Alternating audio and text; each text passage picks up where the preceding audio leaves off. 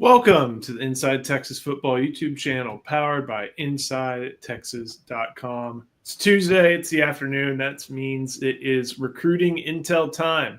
So make sure you like this video, subscribe to the channel, and of course, head to InsideTexas.com. We still have our promo running. You can get 1 week of access for just $1. And no matter what's about to happen, it is an eventful time of the year.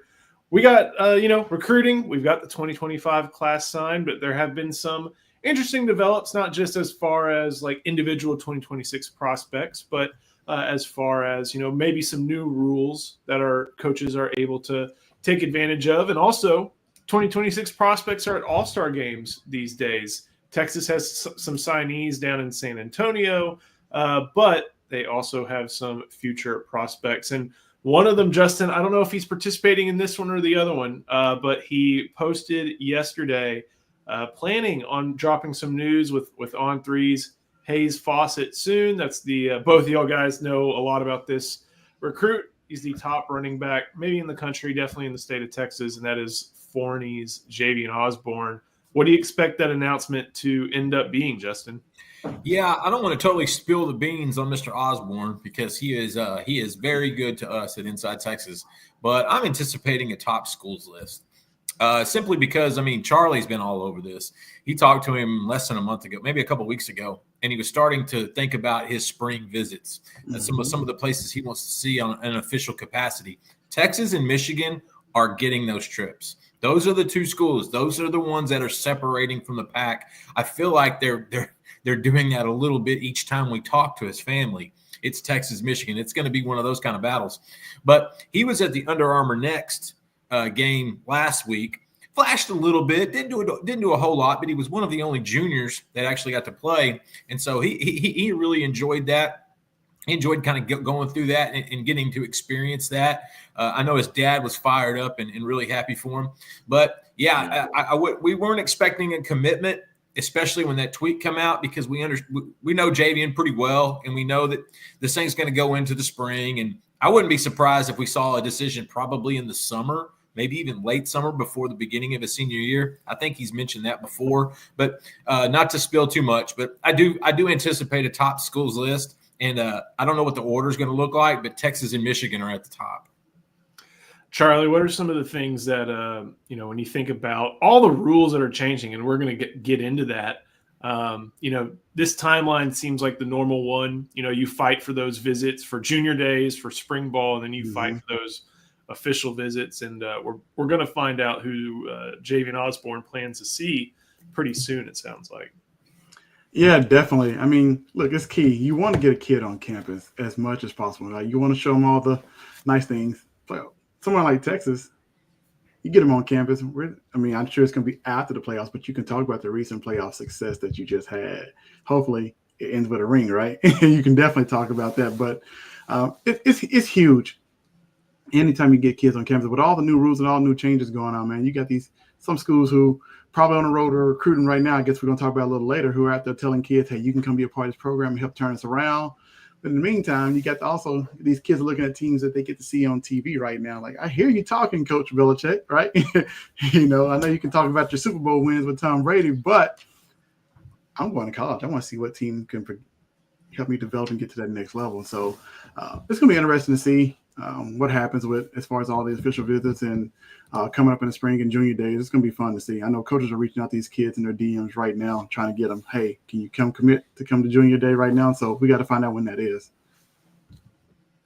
One of the things that, again, new this year is Texas signees, obviously, as they've always been, are able to play in these all-star games. And I know down in San Antonio, Michael Terry was scheduled to be there, but he's part of the team. Although I didn't see him at Sunday's open practice. So maybe he just went back real quick for an event and then is going to make his way back up to Austin. But Jamie French, Khalik Lockett. But in addition, there are some very big-time 2026 targets like Tyler Atkinson, Felix Ojo, a lot of different guys. Justin, what are some of the things you've heard from some boots on the ground there in San Antonio for the – this is weird to say – the Navy All-American Bowl? Yes. And what's confusing is that there's still an Army All-American Bowl. That's horribly confusing, but that goes on in Frisco, and that was a couple weeks ago. Yeah, the Navy has picked up the slack. I guess when you win the Army Navy game, you get to host the big event in San Antonio that year. I wonder if they would trade off that way. Anyways, a couple things on two of the signees. Cade Phillips got some measurements in, and I got to tell you, I was impressed. We knew he ran a 21.5 200. We knew he had a 24-foot 7.5 high long jump, and he measured in at 6'1", 184 pounds. That is a prototypical NFL corner size, long and twitchy. His wingspan is 6 foot 8.5, and that right there is exactly why Texas kept pushing and pushing. Also, 10.5 size hands, 10.5-inch size hands. That's NBA basketball size hands. And so Phillips, a big boy. Kalik Lockett, another big kid, huge kid. You're talking about a 6'7" wingspan. He's about 6'2", 175. He's got 10-inch hands as well. So it makes sense why these kids are such good with the ball. Their hands are just ginormous. Felix Ojo, that's the one I think Texas fans need to pay attention to because they're going to go big at tackle in 2026. They're going to take at least 2, probably 3 just to be safe, 4 if it's the right 4, believe it or not. Felix Ojo checks that box. He's in at 6'6", 275 pounds. He's got an arm length of 34 inches. He's that prototype guy. I like his film. I think I'm a bigger fan of Turntime, and I really, really like Crimpin, and I really, really like Max Wright. But Felix Ojo is a guy you draw up in a lab. When you're playing NCAA 25, that's the kind of offensive tackle you create. And so the kid's got big feet too. And so he's one that I think fans need to pay attention to. We talked a lot about edge KJ Ford yesterday at Inside Texas. Got a lot of good stuff from him. He absolutely loves watching those Duncanville kids do well in Austin.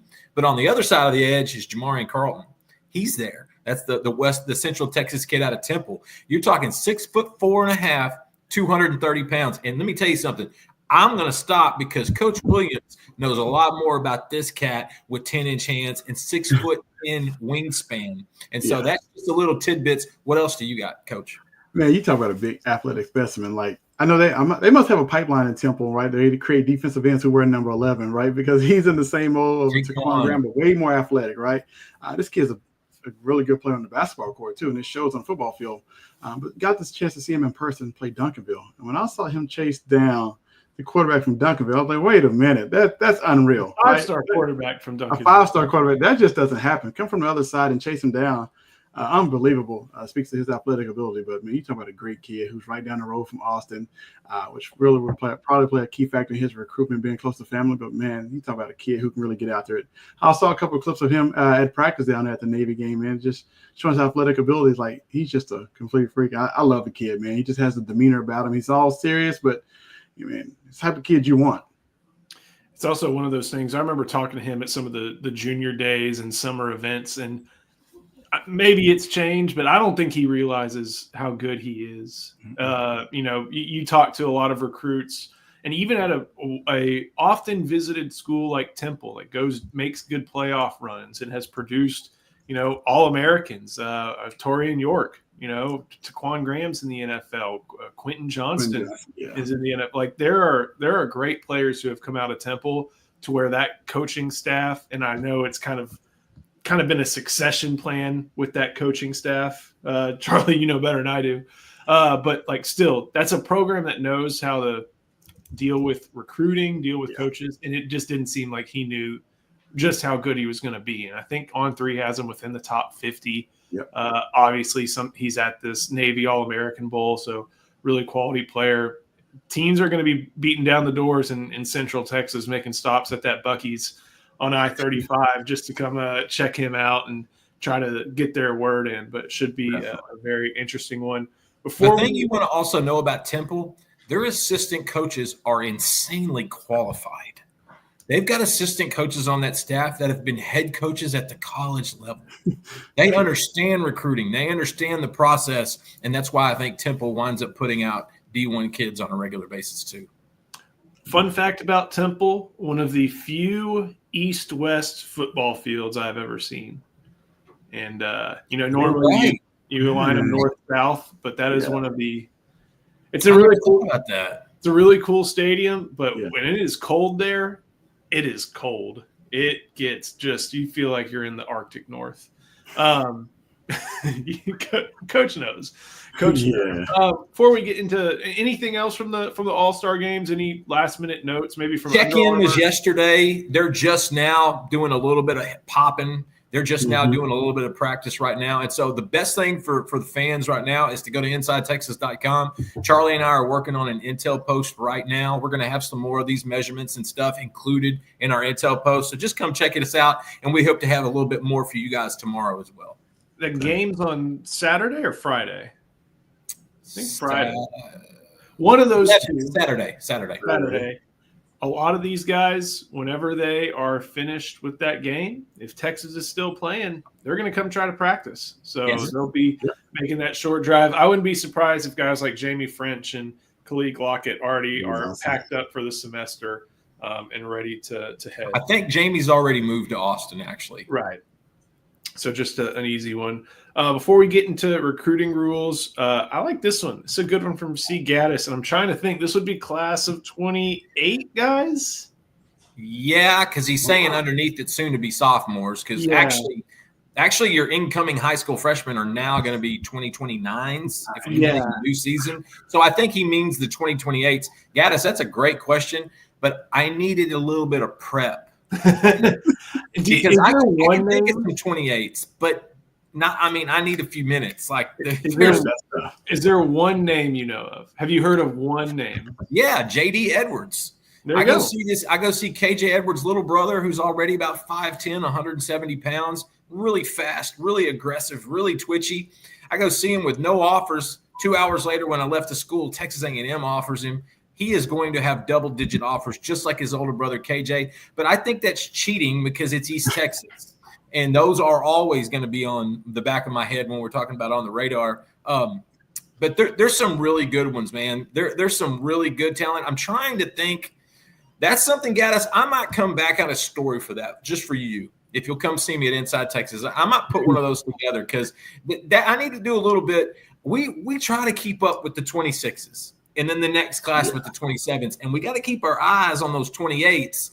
But we're so focused in on some of these new ones now. I'll do a better job and be more prepared for that question next time, Gaddis. Hey, there's a name right there, Zay Adolph. Yes. Okay. I know exactly who he's talking about here. You talk about a freak athlete. I think Brenham's got one. Huntsville's got one. Maybe Hitchcock has one. I think DeSoto has one. Duncanville probably has a dozen. Like it's a good mixture that goes around if you're watching.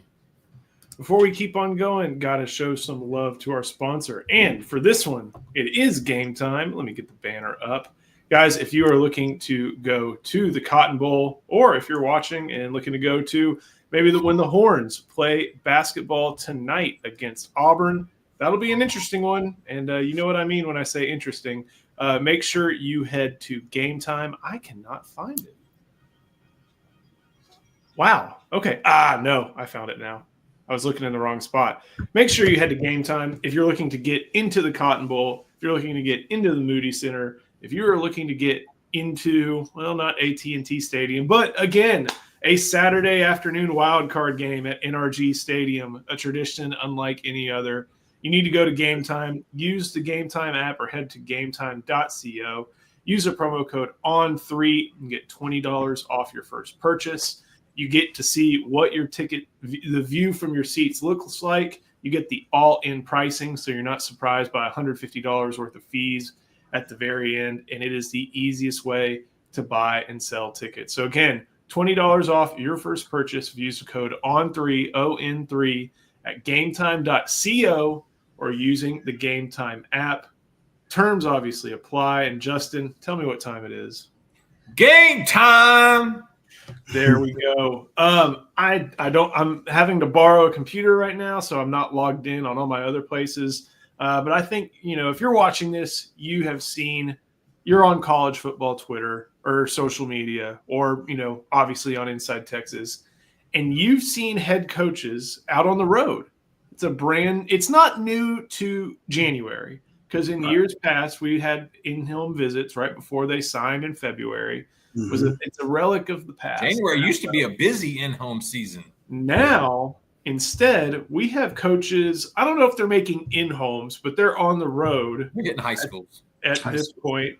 And the one that has kind of made the rounds is Bill Belichick being on the road in a nice, Carolina blue pattern jacket, heading around the country. And so, Coach, with that, I think this is the earliest that like kind of contact period has ever been. Correct? Right. Yeah. This is super early. Yeah. Go ahead. Sorry. So, what does that mean for if you're out there? Not just if you're Bill Belichick, but I've seen Mike Elko. I know probably Joey McGuire. Texas hasn't done it in earnest with assistant coaches just because there's this game on Friday. Right. But what does it mean, like when you are fighting for these visits, like you talked about, to be able to go and have head coaches put FaceTime in with some of these top 2026 recruits? It's huge because a lot of kids and their parents value seeing a head coach come by. So if a head coach comes by, it really speaks volumes. Okay, you really want my child, right? Or as the player, you're like, this head coach really wants me. He sees the opportunity for me to come in and play, contribute and help his program. Versus an assistant coach who you see who might not even coach you, right? They just have your area. But when a head coach comes, it means you're probably a priority.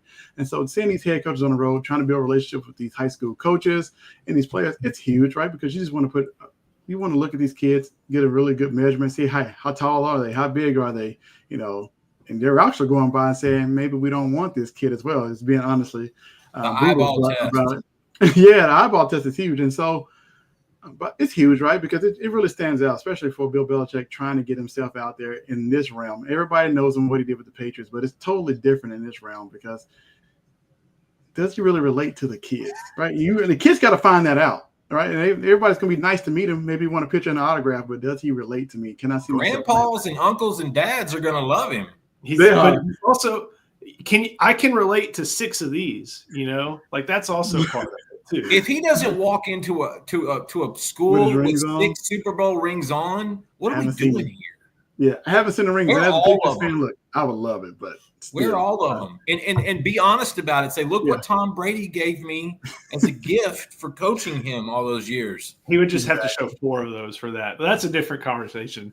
But you have to show a lot of those. Oh my goodness! But just trying to think if Justin, you brought up a point that I hadn't really thought about is the eye test, and that. Maybe you're not like you can't in a camp setting getting those wingspans, getting those heights, but let's say you're Steve Sarkisian and you're 6'1" and you're talking to a defensive back. He's like, I'm 6'2", and it's like, oh, really? So a lot of this is just yet another part of the calendar getting expanded, going almost year round, but also kind of moving earlier and earlier and earlier.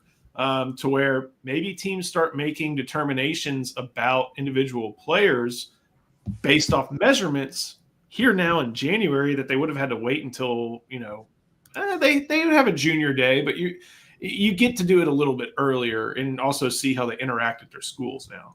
You said it. The calendar's been accelerated. And so this is a byproduct of that.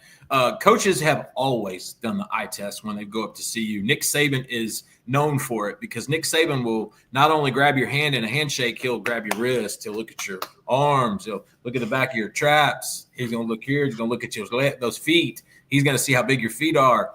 Hey, also recruits, a handshake means a lot. You better put some ass in it because a handshake is very important to these guys. It means you're serious about your future.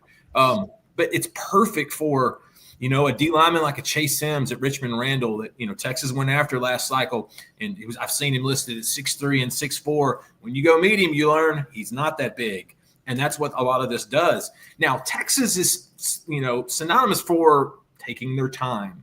They're still going through that evaluation process. And as soon as the season's over, whether it be Friday or it be a national championship, they're going to go on the road and they're going to go do all this kind of stuff. And they're going to take a lot of momentum with them, including the number 1 recruiting class in 2025. And so I think for Texas, it'll just be a little bit quicker from the evaluation standpoint. Maybe their big board gets shifted a little bit sooner because I know they do a lot of that after junior day because that's when they'll actually go hit schools. That's when they'll hit schools for 2 or 3 weeks to see as many kids as possible. The eye test, that's been a thing forever, but now, like you said, since the calendar's been pushed forward, it's just you're getting to check out somebody a little bit sooner, detailed a little bit sooner than you say you would. And when you're playing in the playoffs, all these other schools are getting an advantage going out and getting face-to-face, because trust me, when a recruit sees you eye to eye, is so much more important than on a phone or social media or on Twitter, any of those things. When they see you eye to eye, that's an advantage. But Charlie said it best. There's only 4 teams still playing. And to me, that's the biggest recruiting pitch you can have right now. I remember it was, story's lost. I had it in my train of thought, but I couldn't remember it. It was a good one. Here's one thing. If you are Steve Sarkisian, and let's say you have to choose your schedule. Not saying when, but you have to choose your schedule. Where do you go first, Charlie? I know where you're going. Okay, if you have to go out of state, where do you go? Out of state? Come on, Charlie. You know this answer. Well, look, I do know this answer, but it's Sark, so he's probably going to go to California. But you got Georgia and Florida. You got to pick and choose, right? He's probably going. You had it right. I know he's probably going to California. Hey, it's like Tupac. It's California love. Yeah, that's exactly where he's going, California. And to see Chris Henry Jr. Now, he wants to go to Modern Day anyway, because that's a pipeline that Texas is open, and they are in a good spot. They got a 2027 tight end in Mark Bowman, who might be the best tight end in the country right now as 2027. There's plenty to see. But Chris Henry Jr. is going to be that first player you see out of state. In state, we know where he's going first. Give it to me, Coach Dub. Yeah, he's going to go right outside of Fort Worth, next to Burleson. In North Crowley country. Yeah. I can't blame him if he went there. You got to. And they'll stop by Forney to see Javian Osborne. They'll stop by Aledo. Texas is in a great spot with Caden Finley. That one's going to go a while. And then he's going to get on flight and head down to Fort Lauderdale. And it won't be for spring break. It's to go check on the injury report for his man Dia Bell, who's actually getting closer and closer in his rehab right now. So that's a great question.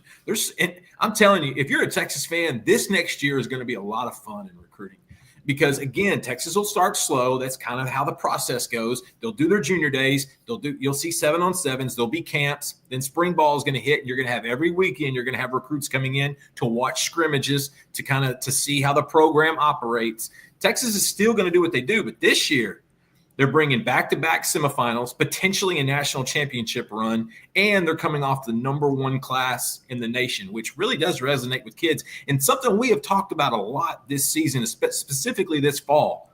Texas' success this year didn't really affect 2025s. It affected 2026s. Yeah. And that's where, if you're a Texas fan, you have got to come to Inside Texas, because I think the next 12 months is going to be a lot of fun. Texas is going to do some cherry picking. They are going to be unbelievably strict about who they bring in, because they understand they're working with some momentum right now. And so I'm telling you, I think this is going to be one of the funner off seasons that we've had, because Texas is going into a lot of these schools and houses with pure house money. Yeah. Slick Vic showing you some love, Justin. Glad that we got him here over on Inside Texas. So this is where you get the best recruiting. IT till I die. And one thing that you said, you're playing with house money. I think that's not something we should ignore. Like, this is going to be a cycle where NIL is going to be a big deal, especially now that revenue is going to be a big deal, and players are going to want to know how much they're making. I'm really curious to see how Texas folds everything in with, the in-house payments from house payments for revenue sharing, and then if they do other forms of NIL as well. Because at this point, there's also an aspect where if you're winning, I wonder if it causes complacency where it's like, oh, they're winning and that they're at this NIL level, so it's fine. Mm-hmm. Or if it's like, you know what, this is what I'm going to jump in, and I wonder if Texas is able to energize some donors who may not have wanted to give directly to players to do it more often. So Joe, that's a great question. And also, I think some of that answer is going to come Friday night. Yeah. And then potentially next week if that happens. I think you get a win Friday and you go into that national title against Notre Dame or Penn State, you're also going to see a few more donors get energized because they're going to get that taste of it. Yeah. And then all of a sudden you want to keep that taste. Mm-hmm. And so that's an excellent point. And if Texas doesn't win, well, Steve Sarkisian can go around and be like, look at that team full of early round picks that they paid to keep around an extra year. Man, wouldn't that be nice? So it kind of cuts both ways. But I think as if you're a Texas fan, you definitely want it to cut the first way that features a game on January 20th. Coach Justin, thank you all so much. Thank you for watching. Make sure you head to InsideTexas.com. You can sign up there and get there we go. Right there. That's Ryan Day, not Dabo Sweeney. You can get 7 days for just $1. Means you get some of the best insight leading up to the game and all our expert opinions. So, Coach Justin, thank you all so much. Thank you for watching. We'll see you next time on the Inside Texas Football YouTube channel powered by InsideTexas.com.